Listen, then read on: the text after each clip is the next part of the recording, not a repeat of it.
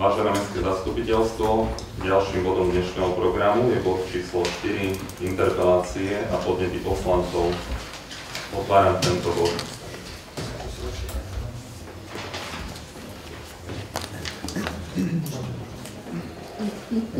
Pán doktor Hrdlik.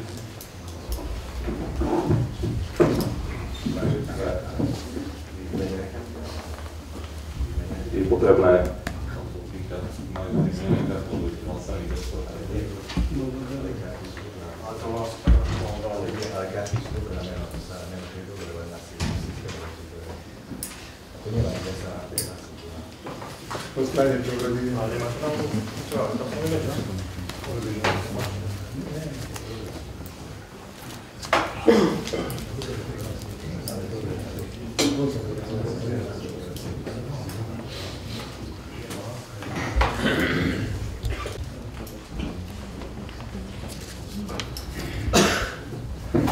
pán doktor Ivan Hrdlik. Vážený pán primátor, kolegyne, kolegovia, milí hostia, mám jednu interpeláciu. Chcel by som poprosiť všetkých poslancov, vedenie mesta, ale aj priaznicov doma, čo sedia na sociálnych sieťach, aby zložili zbrane, aby sme zabudli na tie predvolebné boje a všelijaké tie podpásovky, ktoré boli z jednej z druhej strany a spoločnými silami bojovali za blaho prosperitu občanov tohto mesta. Všetci pozeráme tu na nedaleké Michalovce, ako im to ide, ako napredujú. Snažme sa aj my svojou prácu prispieť, aby sme ich aspoň dobehli. A na záver troška biblického. Vo svojej práci hľadajme to, čo nás spája, nie to, čo nás rozdeľuje. Ďakujem.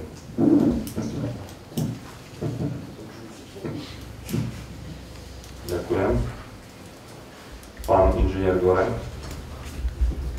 Dobrý deň. Mám 6 otázok a jeden podnet. Prvá, aké vylepšenia športových, sociálnych, technických zariadení sa budú realizovať v roku 2015 na letnom kúpalisku? Druhá, aké úkony, postupy boli vykonané od začiatku roka na schválenom projekte revitalizácie hradu Parič, ktorý je financovaný z Norského finančného mechanizmu? Tretia, kedy plánujete predložiť personálne zmeny v orgánoch obchodnej spoločnosti Bytový podnik? Štvrtá, v ktorých súdnych prípadoch nastala zmena v doterajšom postoji mesta a boli v tomto zmysle vydané pokyny advokátskym kanceláriám? Do akých výziev, piata, do akých výziev na čerpanie dotácií grantov sa mesto zapojilo od začiatku roka? Šiesta, aké kroky boli podnikané za účelom sfunkčnenia Mestskej rady? Podnet, žiadam, aby aparát mesta pripravil a predložil na diskuziu poslancov mestského zastupiteľstva koncepčné strategické materiály. A. Strategický plán. B. Koncepcia riešenia zamestnanosti v meste. C. Koncepcia športu. D.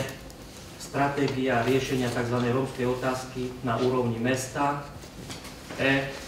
Koncepcia rozvoja tepelného hospodárstva. Všetky materiály, okrem posledne spomínaného, žiadam predložiť nasledujúce riadne mestské zastupiteľstvo.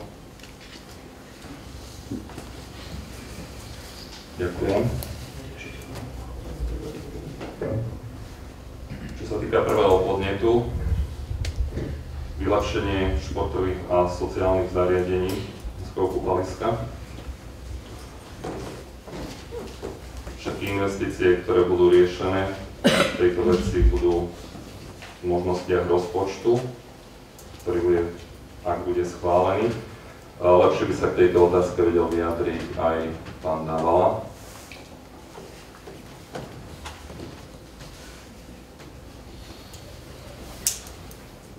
Ak nie, tak potom písomne budeme vám písomne odpovedať na vašu otázku. Čo sa týka revitalizácie hradu Parič.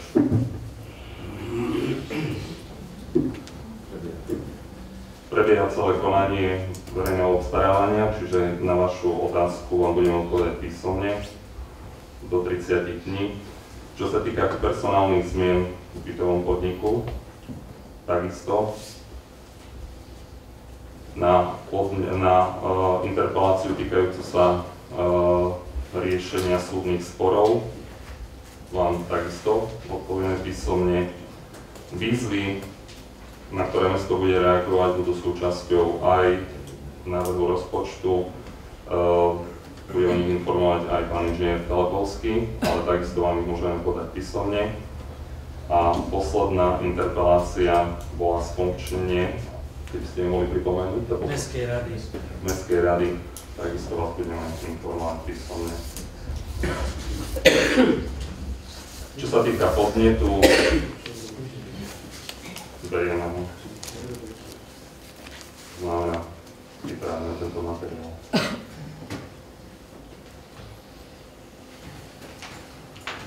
Nasleduje pani inžinierka Tereščáková. Dobrý deň. Ja by som sa chcela spýtať za občanov Jarkovej ulice, v akom štádiu riešenie jednosmerky, ktoré občania schválili na verejnom prerokovaní dňa 12.3. Lebo občania nemajú žiadnu oficiálnu odpoveď. Ďakujem. Táto otázka je smerovaná pravdepodobne k želeniu výstavby aj z tohto dôvodu, že tak ako ste už spomenuli, bolo zvolené verejné prerokovanie za účasti vedenia mesta.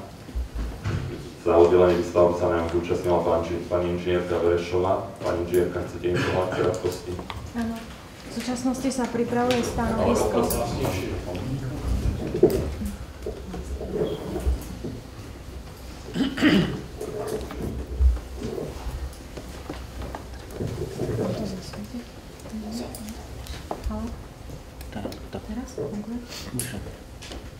V súčasnosti sa pripravuje stanovisko oddelenia výstavby s tým, že závery verejnej mienky občanov boli jednoznačne dané na tom samotnom prerokovaní. Väčšina občanov sa vyjadrila za jednosmernú premávku. My toto ich rozhodnutie samozrejme musíme akceptovať. Ovšem nie je to také jednoduché, pretože na to, aby sme tú jednosmernú premávku zriadili, je potrebné, aby sme zadali spracovanie projektu dopravného značenia jednosmernej premávky, ktorú ešte opätovne budeme musieť schváliť dopravným inšpektorátom.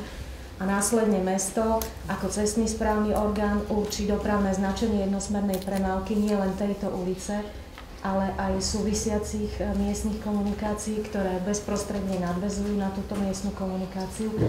A v podstate časový horizont samotnej realizácie, predpokladám, do mesiaca by mal byť vyriešený. Ale ten záver, o ktorý sa vy asi pýtate, je ten, ako to bolo rozhodnuté. Ulica Jarková momentálne podľa mienky väčšiny občanov bude jednosmerná ulica. Ďakujem, pani doktorka Baštová. Ja by som mala jednu interpeláciu a jeden podnet. Minulého roku v septembri začal veľmi sympatický projekt. Učíme sa celý život, zúčastňovalo sa na ňom okolo 150 seniorov. Pred Vianocami to ako si prestalo, nevieme, čo s tým je. Tak by som rada vedieť, že či to bude pokračovať a keď to nebude pokračovať, prečo to nepokračuje. Bolo to v spolupráci s Univerzitou Pavla Jozefa Šafárika. To je moja interpelácia, podnet je taký, oslovilo ma viacej žien, že by bolo dobre, keby mesto aspoň raz za čas, raz za štvrť zorganizovalo niečo ako burzu detských vecí. V iných mestách to funguje a veľmi si to ľudia chvália. Či by nebolo možné v priestoroch mesta zorganizovať niečo také pre mamičky. Ďakujem. Ďakujem. Vaša otázka týkajúce sa projektu Učíme sa celý život adekvátne zodpovie pán inžinier Telepovský. Tento projekt prebieha. Podnetu organizovania burzy detských vecí. Je to chválihodný projekt, môžu kontaktovať vedenie mesta a budeme určite pracovať na tom, aby sa niečo také realizovalo. To je ťažko, že môžu kontaktovať to. majú sa mamičky obrácať na mesto, ja dávam ako podnet, takže...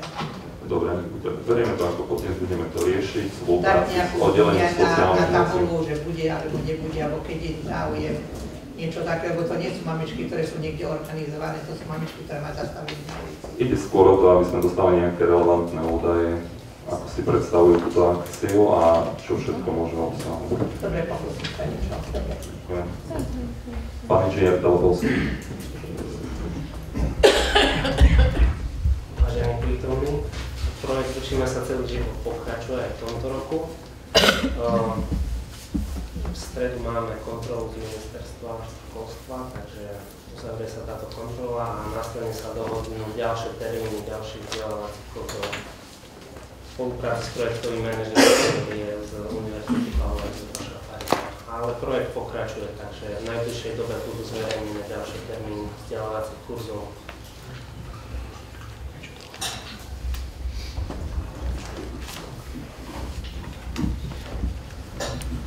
Takže pán inžinier Bula, nech sa páči.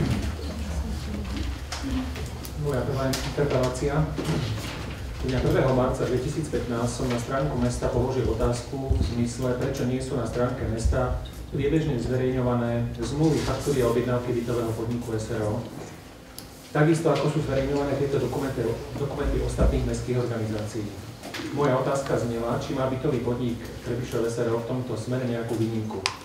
Otázka dodnes nebola zverejnená, napriek tomu, že som sa podpísal vlastným menom. A následne o niekoľko dní 4.3. boli zverejnené otázky z 2.3.2015. Navyše, hneď 2.3.2015 boli naraz zverejnené 4 súbory faktúr bytového podniku za 11. a 12. mesiac 2014. Okrem toho chcem upozorniť na fakt, že zverejnené objednávky bytového podniku nie sú v číselnom rade, niektoré čísla objednávok v číselnom rade sú vynechané. Mohol by som aj konkrétne. Moja otázka znie, dokedy bude vedenie mesta tento stav tolerovať a prečo nie sú zverejňované všetky objednávky v číselnom rade za sebou. A moja otázka k zverejňovaniu, prečo nebola zverejnená a zodpovedaná moja otázka na webe, kto o tom rozhoduje. Idem mať ešte druhú interpeláciu, ale poprosil by som najprv sa teda.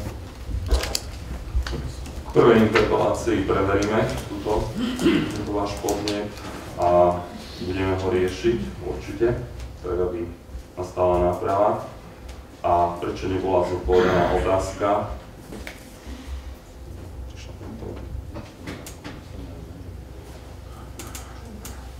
Poprosím pani zastupkyňu. Na otázky odpovedá momentálne pani magisterka Martina Kužmová, takže ona tu nesedí medzi nami, ale viem, že snaží sa získať odpoveď na každú otázku a dať ju na stránku. Pokiaľ mám informáciu, tak vyžadovala prípravu odpovede, prečo to je tak, ako vy hovoríte, od pána Šipoša. Ale určite reaguje na tie otázky, len nie na všetko dokáže odpovedať ona sama.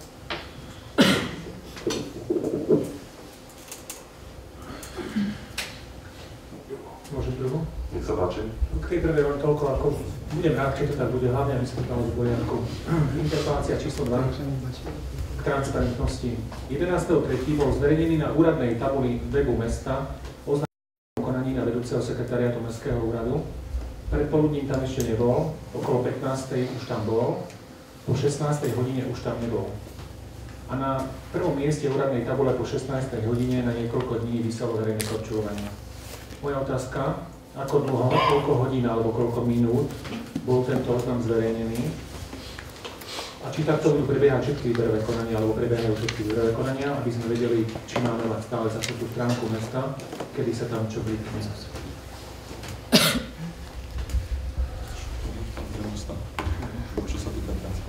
Odpoviem pán prednosta. To voľné pracovné miesto bolo zverejnené, malo to byť zverejnené celý deň. Zákon nehovorí, že odkedy dokedy, ako dlho to má byť zverejnené, ale samozrejme, že nekontroloval, pozriem sa na to, že aký čas to tam bolo. Ináč, že nie je výberové konanie, je to výber. To znamená, že my máme organizačný poriadok, kde je jednoznačne povedané, že akým spôsobom a kto robí takýto výber. Ďakujeme. Nebolo to tak krátke zverejnenie, že si nestihol všimnúť, čo sa vlastne, ja si pamätám akurát to, že tam bola podmienka 2 svetové jazyky, angličtina, nemčina. To mi utkvelo v pamäti, ostatné slovíčka nie. Tretia moja interpelácia. Elektronický kontraktačný systém EKS. Tento systém obstarávania tovarov a služieb je v prevádzke od 1.2., povinné prevádzke od 1.3.2015. Mesto do konca februára 2015 podpísalo viacero rámcových zmluv na celý rok 2015, a to aj v takých komoditách, ako sú kancelárske potreby, aj keď práve tie sa uvádzajú vo všetkých vzorových príkladoch ako najvhodnejší tovar na obstarávanie cez EKS. Dňa 23.2015 mesto zverejnilo 2 zmluvy s firmou Granit Trebišov SRO v celkovej hodnote 21 000 eur vrátane DPH. Predmetom zmluv je nákup bežne dostupného spotrebného materiálu a manuálneho náradia. Podpísané boli v piatok 23.2015, ten istý deň boli aj zverejnené. Spoločník a konateľ tejto firmy sa na Facebooku k týmto zmluvám vyjadril. Budem citovať. Nerád sa zapájam do hlúpych tém. Najprv sa presvedč, ako je to. Táto firma je registrovaná v EKS. Ak nevieš, čo je to, tak sa nauč. Mesto Trebišov zverejnilo výzvu v EKS, čo je povinné od 1.3. na obstarávanie tovaru, a asi naša firma mala najnižšie ceny, ktoré vyhodnocovala pracovníčka mesta pani Maďarová a zmluvy pripravovala pani Vincejová, ináč sú to zamestnankyne mesta, ktorí boli prijaté za vašej éry. Koniec citátu. Moja interpelácia bude na pána inžiniera Jozefa Keleštana, vedúceho strediska vnútornej ochrany. Bol na tieto zmluvy použitý postup obstarávania tovara a služieb podľa EKS alebo nebol? Myslím, že k tejto otázke by sa asi najrelevantnejšie vedela vyjadriť pani inžinierka Maďarová. Čiže v tejto interpelácii vám môžeme potom poskytnúť písomné stanovisko. Pán inžinier.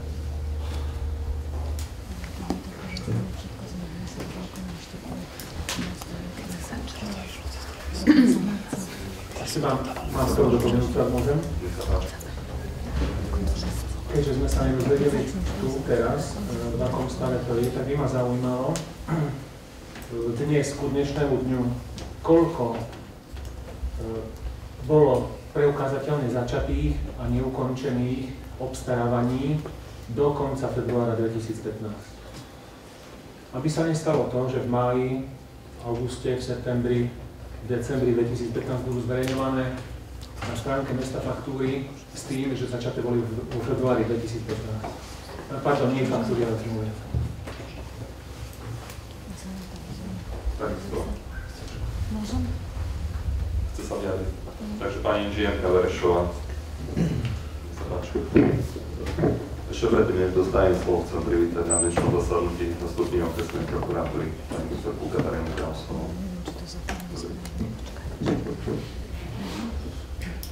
Môžem?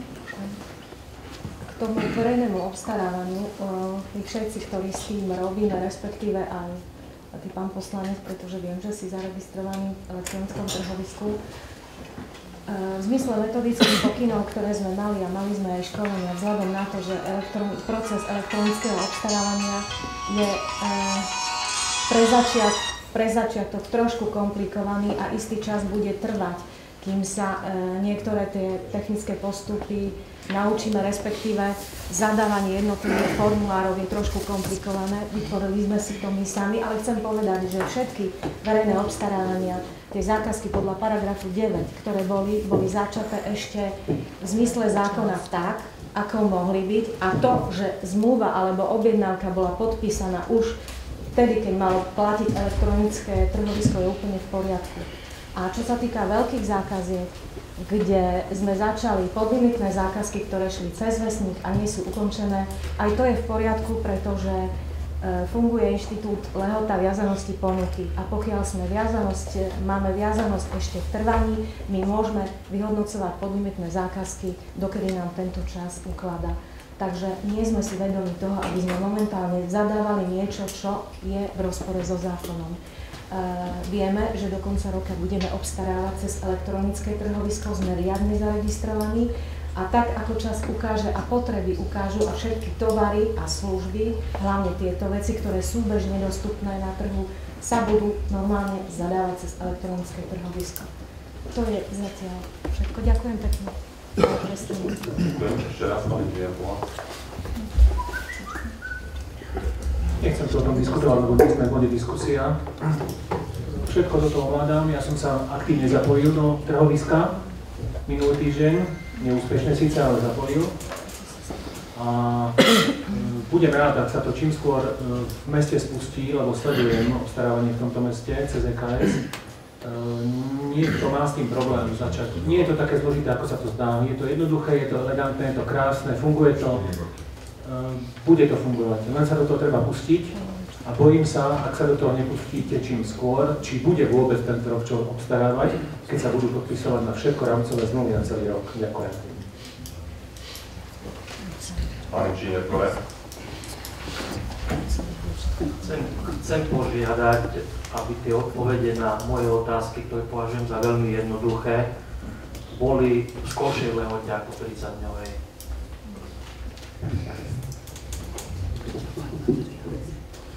Pán inžinier, odpovieme vám v najskoršom termíne, ale určite dodržíme lehotu 30 dní na odpoveď. Pani magisterka Beata Krečnová. Dobrý deň, ďakujem pekne. Čiastočne ma predbehol s mojím podnetom pán inžinier Bula. Chcela som položiť otázku, alebo podnet, alebo výzvu, pokiaľ majú poslanci pochybnosti o transparentnosti, aby ste im, pán primátor, dovolili nahliadnúť do spisov odbornej zamestnankyne na verejné obstarávanie, či odborní zamestnanci pochybili. Ale v tejto fáze si vyprosujem, aby na sociálnych sieťach nepodpísaní ľudia dehonestovali a nepreverené informácie šírili ďalej. Ak bude nutné, tak aj ja predložím určité dôkazy. Ďakujem pekne. Ďakujem. Na váš podnet zareagujem, že každý poslanec má možnosť nahliadnúť do tejto dokumentácie. Môže sa obrátiť priamo na pani inžinierku Maďarovú. Pán inžinier Kolosár. Ďakujem. Mám dve interpelácie. Prosím, aby boli zodpovedané bezprostredne po ich prednesení. Prvá interpelácia. V akom štádiu je projekt nasietenia rímskokatolického kostola po tom, čo bola pripravená kompletná projektová dokumentácia ešte v roku 2014?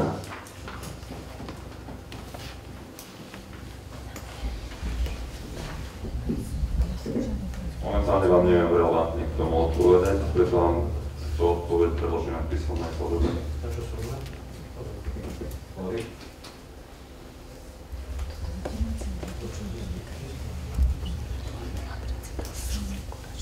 Ďakujem. Druhá interpelácia. Sme na začiatku nášho funkčného obdobia, preto je dobre poznať stav mesta, s ktorým začíname. Podľa pozoruhodného hodnotenia z novembra 2014 bolo naše mesto v tom čase ekonomicky aj morálne úplne zruinované.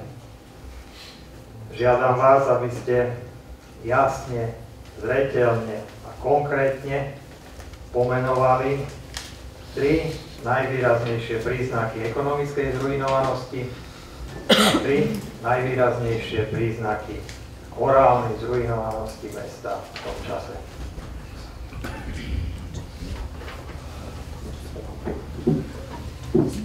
Ak sa môžeme opýtať, komu je adresovaná táto požiadavka? Všetky interpelácie sú adresované vám, pán primátor. Vy máte právo posunúť túto interpeláciu svojmu odbornému zamestnancovi, takže na vás je smerovaná táto interpelácia.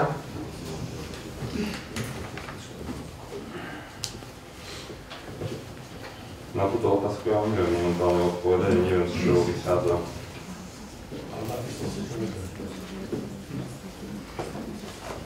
Prosím.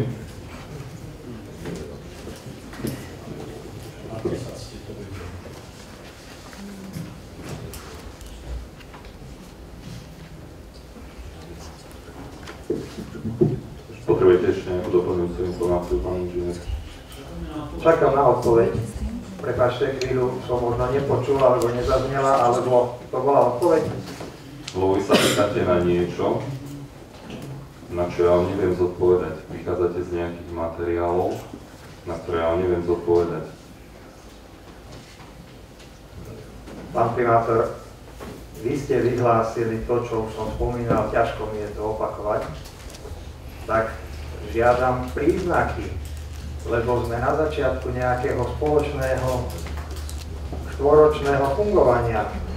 Tak chcel by som poznať tie 3 najvýraznejšie príznaky ekonomickej zrujnovanosti tohto mesta a 3 najvýraznejšie príznaky morálnej zrujnovanosti tohto mesta. Už nebudem opakovať otázku. Ak neviete odpovedať, povedzte mi, že neviete a pokračujete. Nehnevajte sa, pán poslanec, túto otázku nebudem odpovedať. Nevidím v tom zmysel ani neviem, z čoho mám vychádzať teraz momentálne. Ja som primátorom od 2. januára 2015. To, čo hovoríte, to je materiál, alebo neviem, z čoho vychádzate. Bavíme sa tu o termíne november 2014. Viete, ste boli poslancom, primátorom, pardon. Vy ste boli primátorom. Áno, pýtam sa na, nebudem to opakovať, jasne som to formuloval, aby sme poznali, lebo sme na začiatku nejakého spoločného snaženia a či je to mesto zrujnované alebo nie je, ekonomicky alebo morálne. Nie je zrozumiteľná otázka, ale ak mi neviete alebo nechcete odpovedať, povedzte mi to, nebudem naliehať, veď vy ste primátor. Ja odpovedám na otázky, ktoré sa zakladajú na nejakých konkrétnych informáciách, ktoré vychádzajú z toho, čo robí Mestský úrad. Neviem, na čo sa teraz vy pýtate. Ak sa pýtate na nejaké názory z novembra 2014, nech sa páči, zodpovedajte si ich možno aj sám. Ja sa k tomu nemám dôvod teraz nejak vyjadrovať. Ďakujem za odpoveď. Pán inžinier Bobík. Ďakujem. Ďakujem za slovo. V súvislosti so zavedením peňažnej náhrady doplatkov za používanie autobusu pre jednotu dôchodcov, respektíve kluby dôchodcov, by ma zaujímalo a poprosil by som spracovať prehľad toho, ako v roku 2013 a 2014 mesto stalo, teda prevádzka autobusu stála, koľko to teda stálo a spracovať vyčíslenie nákladov na PHM, mzdy, prípadne poistenie. A zaujíma ma aj rozdelenie po jednotlivých používateľov. A to znamená, či už to sú používateľe, ktorí to používajú na šport, prípadne na ostatných. Aby sme teda vedeli nejakým spôsobom zhodnotiť, koľko to mesto stálo prevádzka za posledné 2 roky. Informáciu potom samozrejme písomne. Ďakujem. Ešte mám ďalšie 2 podnety v súvislosti s aktivitami, respektíve s verejným obstarávaním a začatým alebo začínajúcim na revitalizáciu hradu Páriž by ma zaujímalo, alebo teda by som poprosil vyvinúť aktivitu mesta smerom k poskytovateľovej pomoci tak, aby bolo možné prípadne časť týchto prostriedkov použiť napríklad na výstavbu chodníkov, nájomných bytov alebo rekonštrukciu predškolských zariadení. Chápem, že to pôjde náročnejší proces, takže opäť stačí mi informáciu do 30 dní doručiť. Poslednú interpeláciu by som vás poprosil rovnako v období 2012 a 2014 pracovať zoznam žiadostí zo štrukturálnych fondov, do ktorých sa mesto či zapojilo alebo nezapojilo, respektíve malo možnosť sa zapojiť tak, aby opäť bolo možné čerpanie na primárne podobné projekty, či už na dopravu, infraštruktúru, respektíve nájomné bývanie a prípadne rekonštrukciu predškolských zariadení. Opäť stačí samozrejme písomné proslovy. Všetko? Áno, ďakujem. Zdravíme a poskytneme vám to písomné odpovede. Pán inžinier Soda. Ďakujem. Chcem sa spýtať veľmi krátko, v akom štádiu je distribúcia senior kariet, nakoľko ma viacerí dôchodcovia oslovili, že to kdesi viac, či už je to teda dosť poslané, alebo ako to je. Ďakujem. Senior karty boli distribuované podľa toho, čo hovorí pán inžinier Popinka, dneska je tá posledná várka, ktorá bola rozposlaná.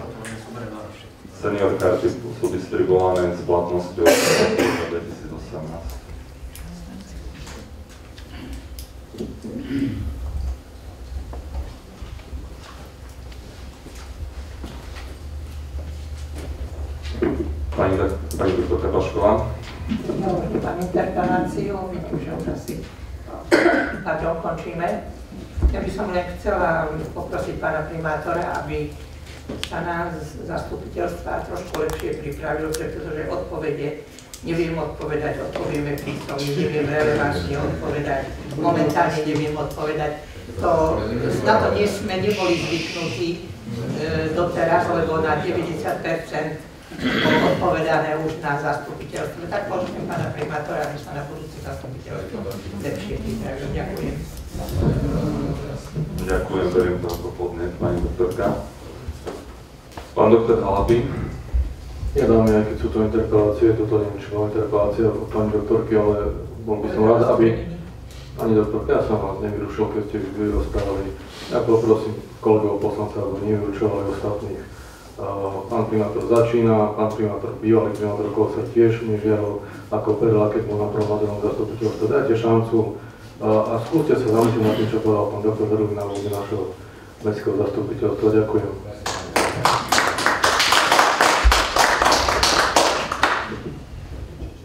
Ak nie sú ďalšie interpelácie, končím tento bod.